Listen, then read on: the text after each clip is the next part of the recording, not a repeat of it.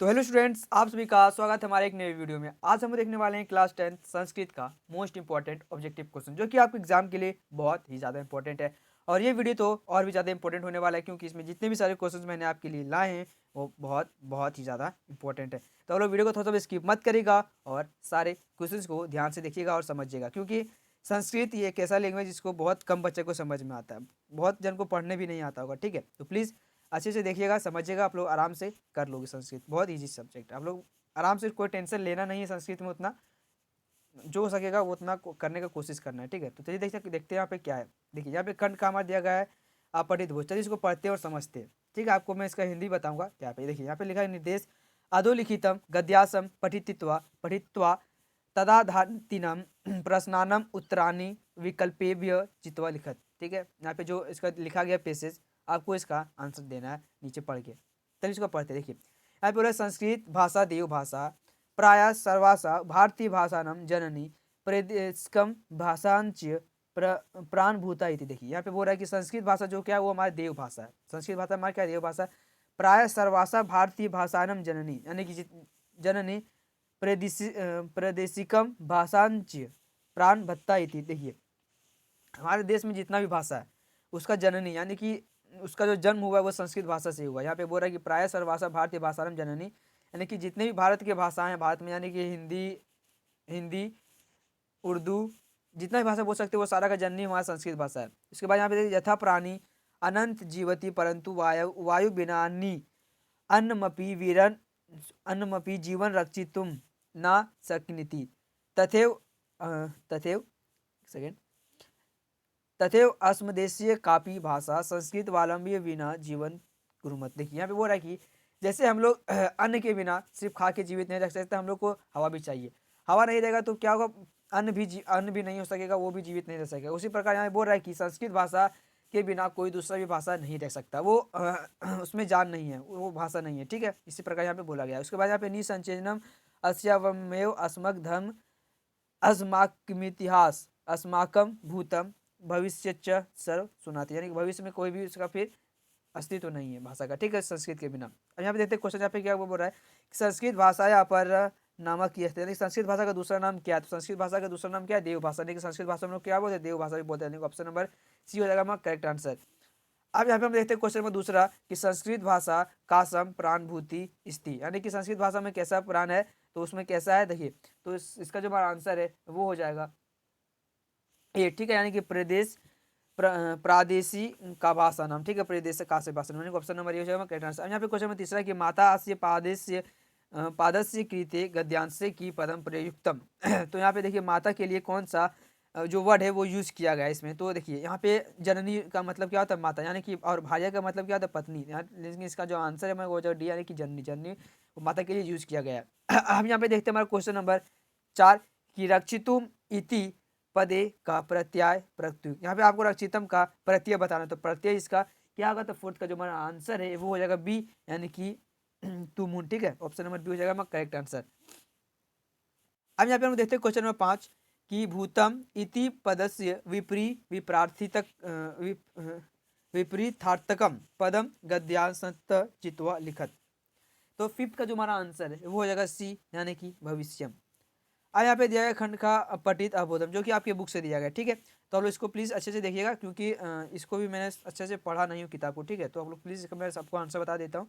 देखिए यहाँ पे क्वेश्चन नंबर 6 हमारा बोल रहा है कि कीम कज्जल मलिनम धूम मुचती। तो इसका जो आंसर है हमारा 6 का वो हो जाएगा बी, यानी कि सत सकटियानम। ठीक है, सत सकटियानम। उसके बाद क्वेश्चन नंबर 7 हमारा कि जलम कृदसम नस्ती, जलम कृदसम नस्ती। तो इसका जो हमारा आंसर है 7 का वो हो जाएगा सी, यानी कि दूषितम। ठीक है, यानी कि यहाँ पे बोला कि जल कृदसम नास्ती, यानी कि जल जल क्यों कैसे कौन नाचता है, तो दूषित करके मतलब ना होता है खराब। ठीक है, यानी उसके बाद क्वेश्चन नंबर 8 है कि अति समीपम इति पदस्य विपर्य पदम की, यानी कि आपको अति समीपनम का यहाँ पे विपर्य यानी कि उल्टा शब्द क्या होगा, तो इसका उल्टा शब्द क्या होगा।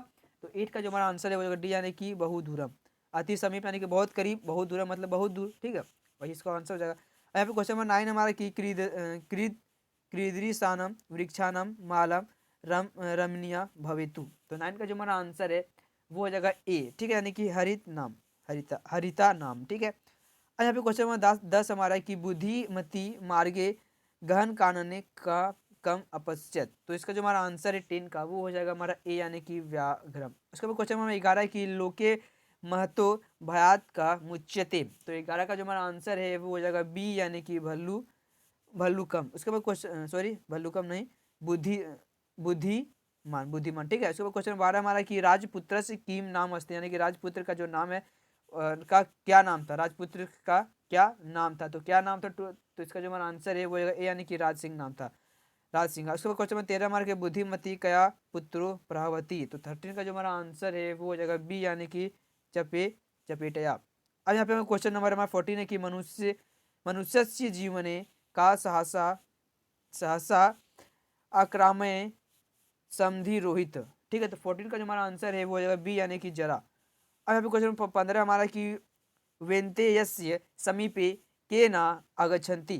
तो 15 का जो हमारा आंसर है वो हो जाएगा ए यानी कि उर्गा। अब यहाँ पे क्वेश्चन नंबर 16 हमारा बोल रहा कि सुचारू रूपेण भोजनम पचयितु का कर्तव्य।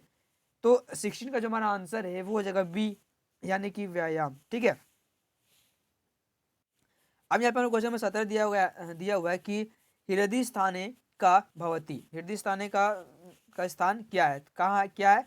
17 का जो हमारा आंसर है वो है बी यानी कि वायु। अब यहाँ पे क्वेश्चन नंबर 18 है कि त्रि त्रिसाधिप का अस्ति, त्रिसाधिप का अस्ति। तो इसका जो हमारा आंसर है 18 का वो हो जाएगा बी यानी कि इंद्र। अब यहाँ पे क्वेश्चन नंबर 19 है कि सूर्य कति पुत्र आसन, यानी कि सूर्य के कितने पुत्र थे, यानी कि सूर्य देव के यहाँ पे बोल रहा है सहस्त्र, यानी कि हजारों पुत्र थे, यानी कि ऑप्शन नंबर डी होगा हमारा डी यानी कि सहस्त्र मतलब क्या था, हजार। अब यहाँ पे क्वेश्चन नंबर 20 है कि सर्वेषु श्यान्तु जननी हृदय भवती। सर्वेश सर्वेश व्यापसु जननी हृदय भवती। तो यहाँ पे 20 का जो हमारा आंसर है वो होगा सी यानी कि तुल तुल तुल्या वत्सला। ठीक है, तुल्या वत्सला यानी कि ऑप्शन नंबर सी जगह में करेक्ट आंसर। अब यहाँ पे क्वेश्चन नंबर 21 है कि उधार हृदया इत्यर्थे अस्मिन् पाठे किम पद प्रयुक्तम। तो 21 का जो हमारा आंसर है वो हो जाएगा डी यानी कि जननी। अब यहाँ पे क्वेश्चन नंबर खंड का दिया गया अनुप्रयुक्त व्याकरण, जो कि आपका व्याकरण से दिया गया है, संस्कृत व्याकरण से। एक क्वेश्चन नंबर 22 बोल रहा है कि पावन सने सने चलती। पावन क्या चल रहा है, सने सने सने सने चलती। यहाँ पे आपको पावन पावन का जो यहाँ पे हेडलाइन किया गया वहाँ पे आपको इसका क्या करना है, अनुप्रयुक्त व्याकरण संधि विच्छेद करना। ठीक है, संधि विच्छेद का 22 का जो हमारा आंसर है वो हो जाएगा सी यानी कि पो प्लस आन, यानी कि पवन का होगा पो प्लस आन। ठीक है, अब यहाँ पे क्वेश्चन नंबर 23 हमारे कि हे प्रभु तस्में सन्मति दे। तो सन्मति का क्या होगा, संधि विच्छेद, यानी कि तो क्या होगा 23 का जो हमारा आंसर है वो हो जाएगा ए यानी कि सत जोड़ मातिम। ठीक है, ऑप्शन नंबर ए हो जाएगा करेक्ट आंसर। अब यहाँ पे क्वेश्चन 24 बोला कि सर्वे जना जगत प्लस नाथम, प्लस नाथम जो जोड़ के हम लोग क्या होगा इसका, तो जगन्नाथम होगा। ठीक है, नहीं देखिए यहाँ पे बोला जगन्नाथम जगन्नाथम जगन्नाथम या जगन्नाथम। तो यहाँ पे इसका आंसर होगा सी यानी कि जगन्नाथम। ठीक है, जगन्नाथम जगन्नाथम यहाँ पे भी दिया गया है। ठीक है, अब यहाँ पे क्वेश्चन 25 हमारा बोल रहा है कि देवर्षि नारद पूज्य अस्ति। यहाँ पे देवर्षि का आपको संधि विच्छेद बताना है, तो देवर्षि का क्या होगा 25 का जो हमारा आंसर है यहाँ पे वो जगह सी यानी कि देव प्लस ऋषि यानी कि देवर्षि। अब यहाँ पे क्वेश्चन 26 बोल रहे हैं कि वागीसा नित्य विद्यालय गच्छति। तो वागीसा का आपको संधि विच्छेद करना है, तो इसका क्या होगा 26 का जो हमारा आंसर है वो सी यानी कि वागी प्लस इस। ठीक है, वागीसा यानी कि ऑप्शन में सी करेक्ट आंसर। अब यहाँ पे क्वेश्चन 27 बोल रहा है कि त्वम शक्तिम शक्तिम अनतिक्रमया एवं कार्य कुरु। 27 का जो हमारा आंसर है वो हो जाएगा सी यानी कि यथाशक्ति। अब यहाँ पे हम लोग देखते हैं क्वेश्चन नंबर 28 कि रामा मृगस्य पश्चात धावती। तो 28 का जो हमारा आंसर है वो हो जाएगा बी यानी कि अनुमृगम। अब यहाँ पे क्वेश्चन नंबर 29 से हमारा कि शक्र देवाधिपति अस्ति। यहाँ पे आपको देवाधिपति का संधि विच्छेद करना है। देखिए यहाँ पे हो रहा है इसका क्या हो जाएगा 29 का जो हमारा आंसर है वो डी यानी कि देवानाम अधिपति, देवों के देव अधिनाम देवपति देवनाम अधिपति। अब यहाँ पे क्वेश्चन नंबर 30 हमारा कि माता पितृ प्रन्मय कार्य रंभम कुरु। तो 30 का जो हमारा आंसर है वो हो जाएगा सी यानी कि माता च पिता, माता च पिता माता च पिता च। ठीक है, उसके बाद क्वेश्चन नंबर 31 हमारा कि प्राणी च पादो च एतेसा समाहार प्रक्षलय भोजनम करीनम। तो 31 का जो हमारा आंसर है वो हो जाएगा ए यानी कि पानी पादम। ठीक है, उसके बाद क्वेश्चन नंबर 32 बोल रहा है कि मोहन जलम पातुम इच्छति। तो 32 का जो हमारा आंसर है वो हो जाएगा डी, यानी कि पा प्लस तुमुन। आज यहाँ पे हम क्वेश्चन बोल रहा 33 किस्सा पठ कत्वा गृहम गमिष्यति। ठीक है, 33 का जो हमारा आंसर है वो हो जाएगा सी, यानी कि पठित्वा। अब यहाँ पे क्वेश्चन में 34 बोल रहा है कि सीता पुस्तकानि अ प्लस नी प्लस लेय पठती। तो 34 का जो हमारा आंसर है वो हो जाएगा डी, यानी कि आनी आनी। ठीक है, अब यहाँ पे क्वेश्चन में 35 बोल रहा है कि मार्गे स फुत्कार कृषत्री एवं विषधरम सर्पश्यति। तो 35 का जो हमारा आंसर है वो हो जाएगा ए, यानी कि कुर्बन। अब क्वेश्चन बोल रहा 36 बोल रहा है कि सेवा सानच जना स्व कर्तव्य निर्वहंती। तो 36 का जो हमारा आंसर है वो हो जाएगा ए, यानी कि सेवा मान सेवमान। ठीक है, अब यहाँ पे क्वेश्चन नंबर बोल रहा है 37 की अहम डैश विद्यालय गमिष्यामि। तो इसका 37 का जो हमारा आंसर है वो हो जाएगा ए, यानी कि स्व। ठीक है, स्व। अब यहाँ पे क्वेश्चन में 38 बोल रहा है कि डैश रविवार असती। तो डैश रविवार असती, तो इसका आंसर हमारा हो जाएगा ए, यानी कि हया। ठीक है, यहाँ पे क्वेश्चन में 39 बोल रहा है कि गृहात डैश माँ क्रीडा। 39 का जो हमारा आंसर है वो हो जाएगा सी, यानी कि बही बहिर। ठीक है, उसके बाद क्वेश्चन 14 हमारा कि वृद्धा पुरुष डैश चलती। तो 14 का जो हमारा आंसर है वो हो जाएगा ए, यानी कि सने सने। तो यहाँ पे हमारा इसका इंपॉर्टेंट ऑब्जेक्टिव क्वेश्चन कंप्लीट हुआ। नेक्स्ट वीडियो में हम इसका और भी ऑब्जेक्टिव क्वेश्चन देखने वाले हैं। अगर ये वीडियो आपके लिए थोड़ा सा भी यूजफुल है तो प्लीज़ वीडियो को लाइक कर दीजिएगा, चैनल को सब्सक्राइब करिएगा। मिलते हैं फिर से एक नई वीडियो में, तब तक के लिए जय हिंद दोस्तों।